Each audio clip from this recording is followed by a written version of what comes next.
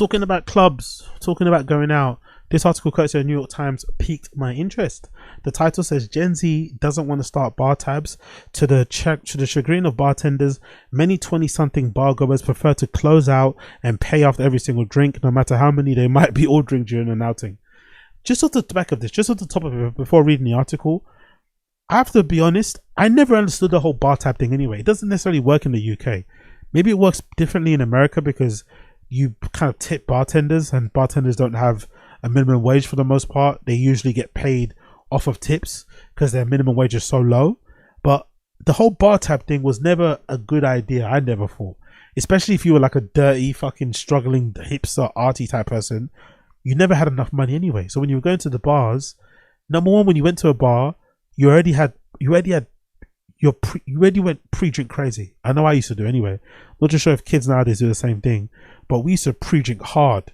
We used to get lit super hard before we went out, so that when you went out, you didn't have to spend too much money. Maybe you only had 20 quid on you, so that would be enough maybe to get one round and a drink for yourself, right?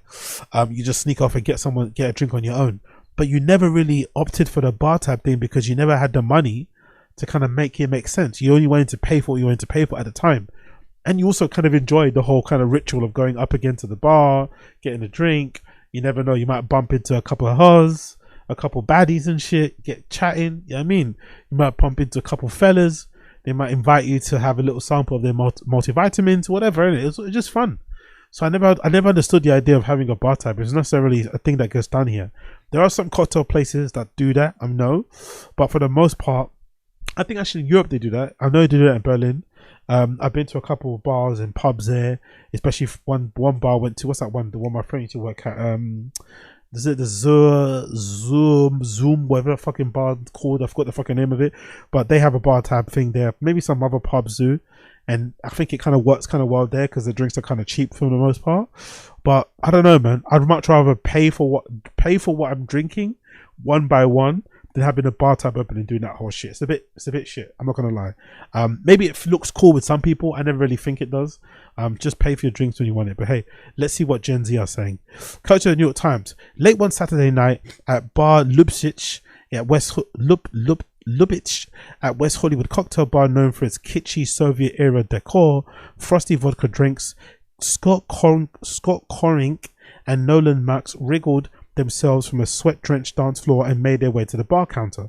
Mr. Korinky, 26, ordered a martini for himself and a vodka Red Bull for his friend. Yo, niggas are going to fucking bars and, or, I don't know, clubs with a dance floor and ordering martinis.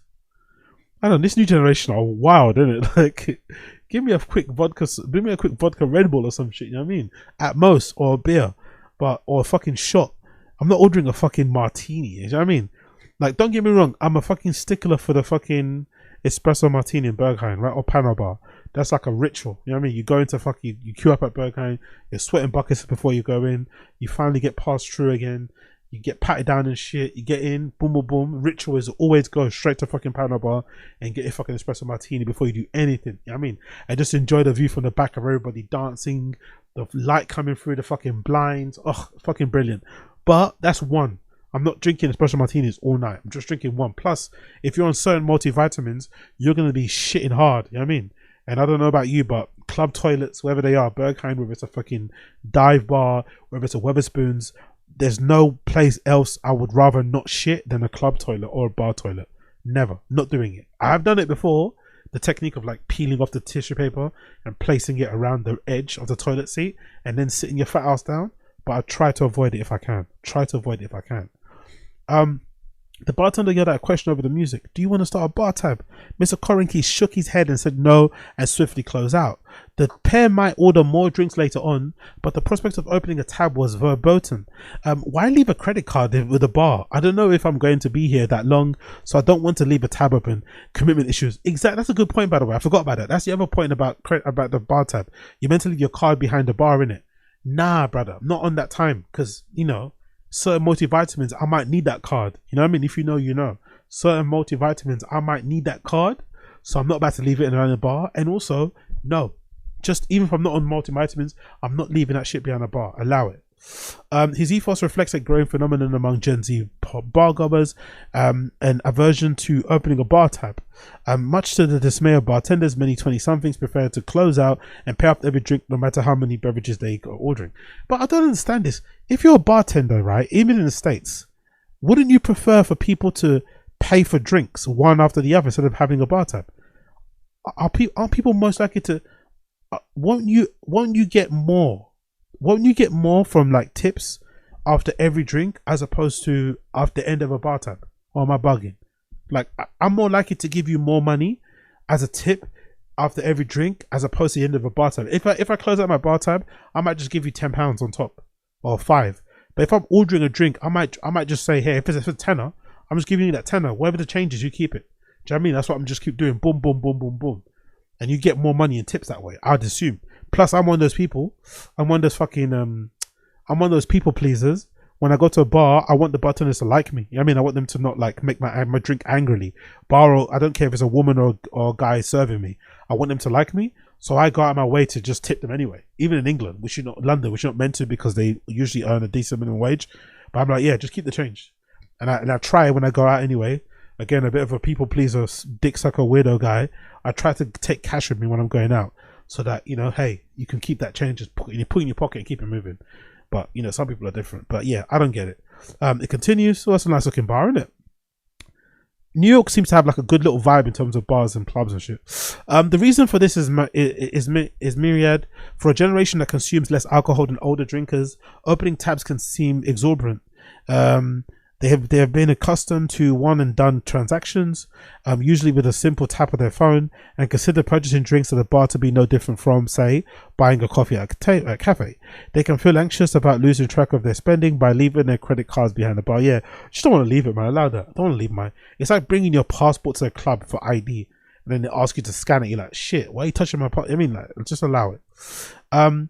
It doesn't save anything. It doesn't save me anything if I keep a tab open, says Narej Halajian, who lives in California, San Francisco, San Fernando Valley.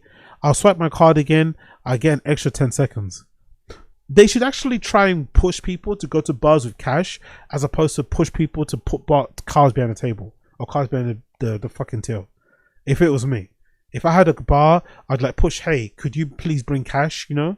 Like, I don't know. You know what I mean? Just to tip the bar. That would be a way to go about it, as opposed to the whole fucking card thing. To be honest, a lot of people probably wouldn't come to your bar if you did have cash, because there's nothing worse than leaving a bar with loads of fucking change in your fucking pocket.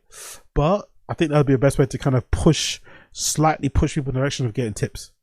He increases anxiety in me when I open a bar tab, says Cameron Halasuka, a 26-year-old beer sales representative from Walla Walla Wash. If we want to move elsewhere, it's a lot harder to close out and then leave. That's a good point, to be honest. There's nothing worse than being that one person that's holding up the entire group. When you want to bounce around from club to club, bar to bar, you're that one person's like, oh wait, please, I gotta close out my tab, you know. Plus as well, people are shit. You close out your tab, no one's coming to help you. I mean, you might have ordered some drinks for the mandem. No one's coming to chip in. You feel me? Less drinking, more budget conscious. Studies suggest that Gen Z is drinking less than old generations. A 2023 Gallup poll found that the number of adults aged between 18 and 34 who said that they were occasional drinkers had fallen 10% points over the last 20 years. The thing that I don't like about this whole like Gen Z not drinking more, I don't mind that they're not drinking. I think it's a good thing. I think Gen Z kids who are not drinking and not, you know, indulging themselves in the multivitamins is a good thing in general. I think most people should avoid drinking and drugs if they can, completely. It doesn't really do anything for the most part. You're not missing out on much. It's fucking shit. It's fucking terrible. And it only leads to fucking pain and suffering in the end anyway, right? And a fucking less than substantial bank account. So just avoid it. But the thing that I don't like about this new generation is the fact that they're spending the less time, now they're spending their time that they should be drinking and having drugs or doing drugs, they're now spending like talking online about politics and shit. Like politics is their hobby.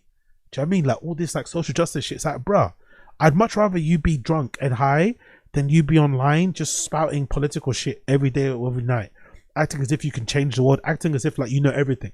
When you're literally like just graduated from uni, you've just got your first job, you barely know nothing. You barely know anything. And here you are online talking a bunch of shit. So I'd much prefer if they kind of did that. But I also like the fact that they're not copying they're not fucking continuing the same nonsense that some of my generation did in terms of being overly druggy and drinking and all that sort of shit. Because a lot of people, even nowadays, have kind of had to go to the real darkness. You know what I mean? They've had to go to the real end in order to realize that maybe they should stop these type of things and go completely sober. And some people have, for lack of, some people have suffered and died. Like, RIP, one guy that I fucking knew from the scene as well, who recently passed away. Actually, I think about it, there's been quite a lot of people from that bar. Yeah, big up the alibi, it did a lot, it served a lot for me. It helped me a lot in life and shit. I got to meet a lot of really great people, some of which I'm really close to this day. But fuck, man, it's no surprise that a really popular dive bar in Dawson, now looking back, so many people have passed away who are associated with that place. Don't get me wrong, none of them, I don't think a lot of them have passed away from anything drugs or booze related. Most of it has been, like, unfortunately, mental health shit from what I can think, and sometimes illnesses, but it's probably no surprise, a lot of people, like a really influential bar and a really influential time in life, in culture and scene, has also been the place where a lot of people have kind of passed. A lot of the alumni from that place unfortunately passed away. One guy in general was on the time people are talking about. I'm really kind of heartbroken about that, so RIP my guy. It continues. Joel Chavez, who uses the she they pronouns. Okay, girl. Observed that their parents' generation tended to drink excessively. It prompted MX Chavez to reconsider their own drinking. MX Chavez. So if you use a pronoun she they, your Mr. Mrs. is MX Chavez. Huh. Closing on the tab does a lot mentally to stop you from indulging because you don't have easy access to it. Taylor Price, 24 years old, New York-based financial podcaster and advisor, said her generation was more deliberate with money because young adults seem to be seeing so much economic uncertainty. Many of us will say, I'm only spending $40 tonight and monitor it in real time. To be fair, we did that too. But we just spent an extra $40 before the night too. Because actually, I'm lying. We spent a lot at the bar. Millennials spent a lot in the bar, man. We went hard. You know what I mean? At the end of the night, you'd be like, fuck, I spent $150, You drink super hard and you pre-drink, and then you'd also go hard in the bar. So, and back then the bar's prices weren't expensive as they were now. So to be fair, Gen Z are probably a lot more financially literate than us too.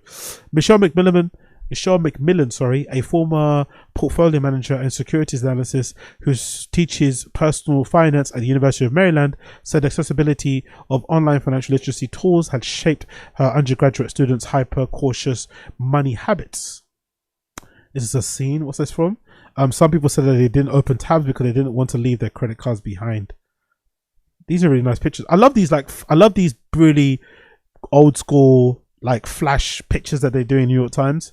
This kind of, aesthetic that they kind of push now. I really, really like it. These digital camera pictures, that's kind of thing. It's really nice.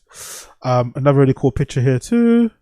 By opening a tab saying, yep, I'm buying a round of drinks, and closing it, and after that, you know how much you're spending. It's not going to be some great surprise. There's that moment of pause where they put on the card reader, said, da, da, da, da. By the way, I'm not a big believer in fucking buying rounds. I'm not going to lie. If I'm with a buddy, like one person, fair. Or maybe if you're with 3 people, like, no, it's like you plus the 2 people, cool. But I don't really believe in the whole buying rounds thing. Because especially in London, there's too many, everyone's financial capabilities are not the same, In a group of 5 people, one person's earning $150 per year, one person's earning $27,000 per year, and one person fucking is on the dole, you know what I mean? So it's not really fair to be expecting everybody to be buying rounds. I don't believe in the whole rounds thing. Buy your own drinks, man. I know it's longer, everyone has to go up and do that. I just don't believe in the whole buying rounds thing. I swear to God. It depends what kind of scene you're in, what type of friends you have. Maybe you have to get richer friends, but I think sometimes buying rounds, you can end up like sponsoring somebody's whole night and they're not buying anything. And they're always conveniently in the toilet. They're always outside having a cigarette. They always fucking just disappear whenever it's their turn. Like, I fucking hate that. And also don't want to be like waiting for something. It's like if you don't have your own joint. You have to wait for it to be passed around. When you're buying a round, if you finish your drink quickly, like I do, because I've got a fucking big gob as I yap, you can tell. I have to wait for somebody to then get finished and then they could buy the round. Do you know what I mean? I don't want to ask you to go buy the round because that sounds fucking nuts. So I don't believe in the whole buying rounds thing. I don't believe in it. I fucking hate it. Annoyed bartenders. It's unclear when young drinkers started souring on bar tabs, but there's through line between COVID-19 pandemic and shifting bar habits. During and after the pandemic, more people started using cards, says Doug Cantor, executive committee member at the Merchants Payments Coalition, a retailers group coupled with Gen Z's distaste for carrying around cash and the ubiquity of mobile payment options such as Apple Pay has contributed to the decline of bar tabs among 20-somethings. Okay. Young people hate, I guess people in general, no one really likes carrying cash on it. I actually don't mind it. Like every time when I do my little techno weekenders, especially when I go to Berlin, like I've got some euros on me now. I do actually prefer to take out euros. Like sometimes I'll go to a fucking cash point or bank and I'll try and take out 100, and then if it, hopefully sometimes it gives you in denomination of tens. I love that. Or in 20, so that you can then budget how much you got to spend per day. Or I just sometimes I'll be super OCD where I'll take out like 200 euros and shit. Hopefully then if I can get it converted or get it changed up to tens in a fucking spatty, and then I'll roll up or I'll fold up each 10 euro. So then I know how much I'm spending, especially in places like Berlin where the drink prices are quite decent. You can kind of easily kind of clock how much you're spending throughout the year, you know, throughout the little weekend, instead of not spending too much, or just know what you're spending in general, you know. But also being able to tip easily because you got change, and because you're in a foreign country, I don't really care about change anyway. I just want to pay, you know what I mean, every time with cash, like a note. I'm just going to give you whatever I have in my wallet anyway. Do you know what I mean? So I think it actually works better for them. But I understand why you don't like it. Sometimes having all that change in your pocket is fucking annoying. It does definitely seem like a theme, the article says, especially when younger people, says Brianna Boeki, who has worked in hospitality and bartended in Indianapolis, New Zealand, and now New Orleans. You have people come up 4 or 5 times, get drinks and close the tab every time. That's the bartender, right? Big up Brianna. Bartenders aren't thrilled with this pay-as-you-go mindset, especially if customers ask for elaborate drinks. We're trying to be super efficient because we know these cocktails take like 10-15 steps to make, said David Perez, a bartender who has worked in Houston area restaurants and tiki bars. We're trying to save off as many seconds as possible. Bruh, to be fair, bartenders that get annoyed by people's drinks, I never understand that. Like, shut up. Get on with your job. Like, if the drink is annoying, it takes too long, why do you have it as an option? It shouldn't be an option. It shouldn't be an option. I know cocktails are fun and they're cute, and you can probably cocktails, you can easily mark them up, I'm assuming. That's why most bars probably do cocktails. You can easily mark them up. And you could obviously, it's great in the sum of their parts. You can mix it down and shit with whatever. But if a cocktail takes too long and annoys all the bartenders and pisses them off, then just have straight, easy mixers. Like, don't offer cocktails. You know what I mean? Don't offer cocktails. But I don't want you to get mad. You got it on the fucking menu. People are allowed to order it. If you got it on the menu, I can order it. Like, don't give me a dirty look because I ordered a fucking cocktail. I wouldn't do it personally. I'm not the person to go to a bar or club and order a fucking cocktail. I'll go to a cocktail bar to order that. But if you got it on your menu now, order it. Don't give me a fucking dirty look. Please. Please. When bars are slammed with throngs of people waiting to order drinks, constantly opening and closing tabs slows down the service for everyone. Then don't offer it. Like, god damn it, these people, bro. For each moment of one of the guys is standing there fumbling with their cell phone, trying to unlock the code, that's time that is missed out on serving the next person when they're 3 deep on the Friday night, said Al Barber, who manages the bar The Prince, a near-century-old bar in Los Angeles, Koreatown that's appeared in Mad Men and New Girl. There's opportunity to cost. These kids never learned the proper way to barfly. I don't know, man. Bragging about the best ways or the best practices of how to drink, it's kind of loser behavior. I'm not gonna lie. There's nothing cool. There's nothing to be gained from being a good bar aficionado club. Like, when I talk about clubs and whatever I talk about in this podcast, I feel like a fucking loser. There's nothing really cool or great about it. It's just something I enjoy, fair enough, in my free time, but you shouldn't be aspiring to be like the best clubber, the best bar attender and shit, or bar goer. Like, that's some GAY shit. Like, it doesn't matter. Just buy a drink it how you want to drink it. Like, all this nonsense is fucking dumb. Constantly closing out can hurt a bar's bottom line in other ways. Every time a bartender swipes a credit card, the bar pays a fixed plus percentage on the transaction. Single transactions done repeatedly can cost the bar more. Oh, I see. So it's better to pay all in one to a transaction fee. Okay, but then that's your own fault too. Have a minimum spending in a transaction fee. Simple as that. Have a minimum spend. Make the minimum spend 2. Force people to buy 2 drinks each, so they get fucking licked, and then your security staff will hate you because people are going to get super drunk way more quickly. You know, I don't know. You can't win, I guess, in this regard. If someone spends $100 in one transaction, for instance, the percentage fee might be $4 or 4%, plus a fee of roughly 30 cents. Merchants' fees vary. But if a customer spends the same 100 through 10 transactions, the bar is charged the same 4% per swipe, plus a fixed fee of 30 cents multiplied by 10. In the instance of fees now for $7.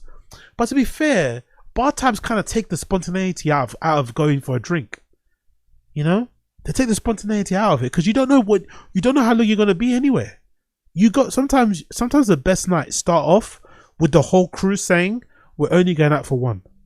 Sometimes the best nights you've ever had in your life start off by saying, I'm not gonna get on it tonight.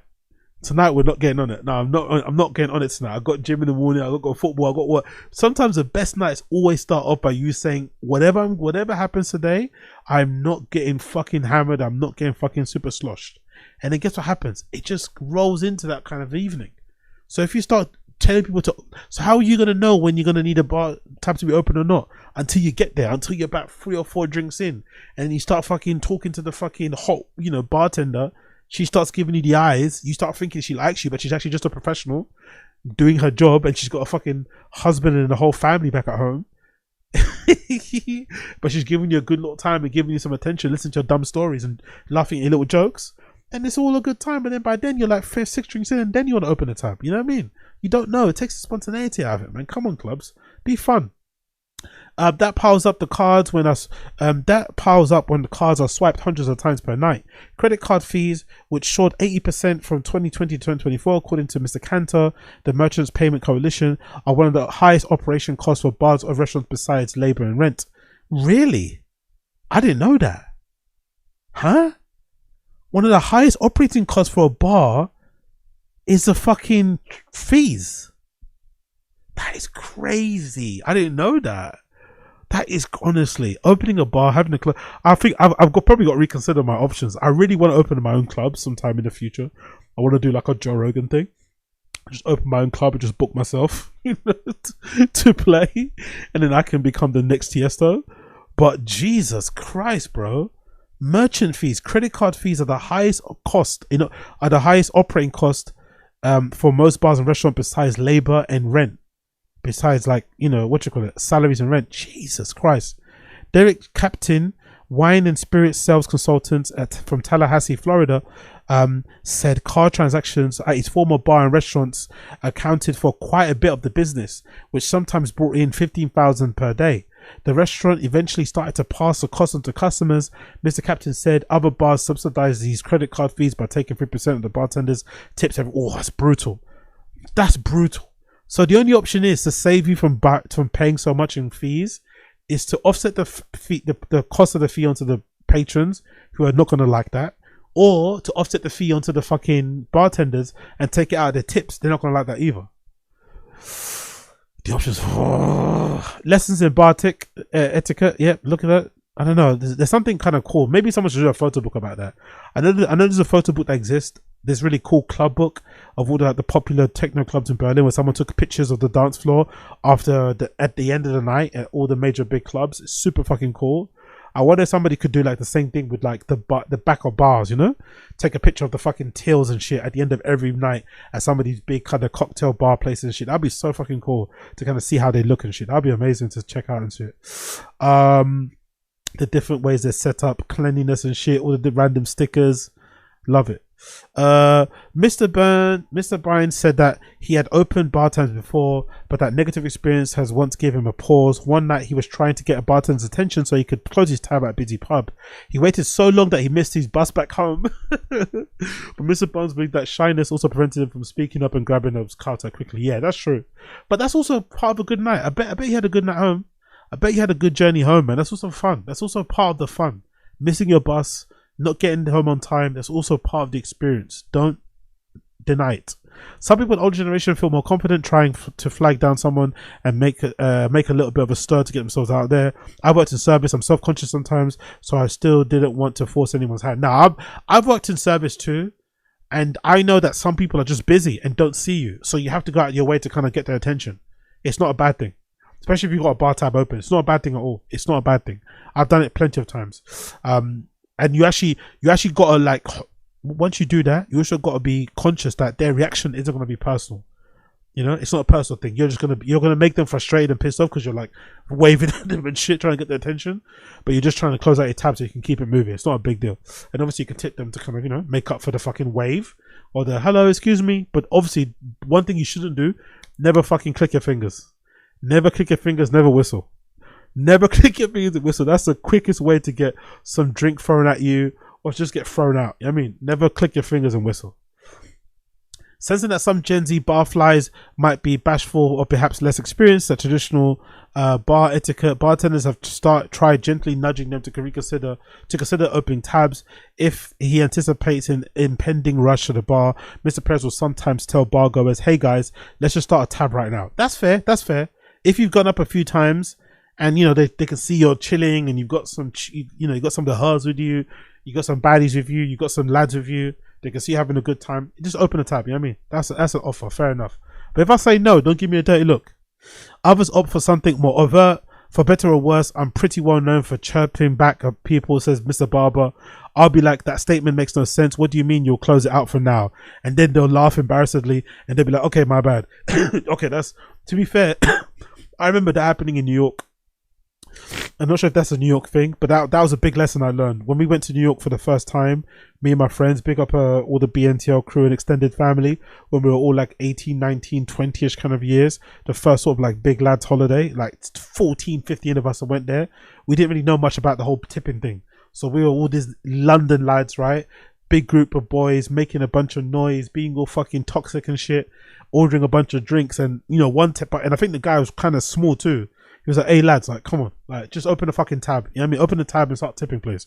Like, just straight up told us that. And I remember, like, it kind of catches you off guard, like, oh, you kind of feel a bit embarrassed. You kind of got told off by our bartender, but that one person told us, and to be fair, we then were well behaved throughout the entire thing. When we went to all the other bars, we were tipping as per normal. You know, we know exactly how to behave. So it actually is a good thing if there's one asshole bartender that kind of tells you off about that. It's actually good because then it helps you avoid this same issues later on down the line. So you kind of save bartenders other jobs as well. If a group of friends close out separate tabs multiple times, Seattle Central Salon, Tiara Horn will call them out from behind the bar. You guys all know each other. You guys are not friends. You can't be this. You can't get this right, lows. They haven't even thought about it, says Miss Horn. Someone has to bully these people respectfully. That's true. Someone has to bully these people respectfully. It's a fucking insane statement to put out there, but I get it. Big up the New York Times. Gen Z doesn't want to start a bar tab. I get Gen Z. Big up Gen Z for not being big on the drinks and the boozing and the drugs and all that sort of shit and kind of pulling it back. But it's also sad because it means a lot of bars and cool kind of clubs were also losing because there's no one to kind of fill them. But I guess it is what it is. I guess it is what it is.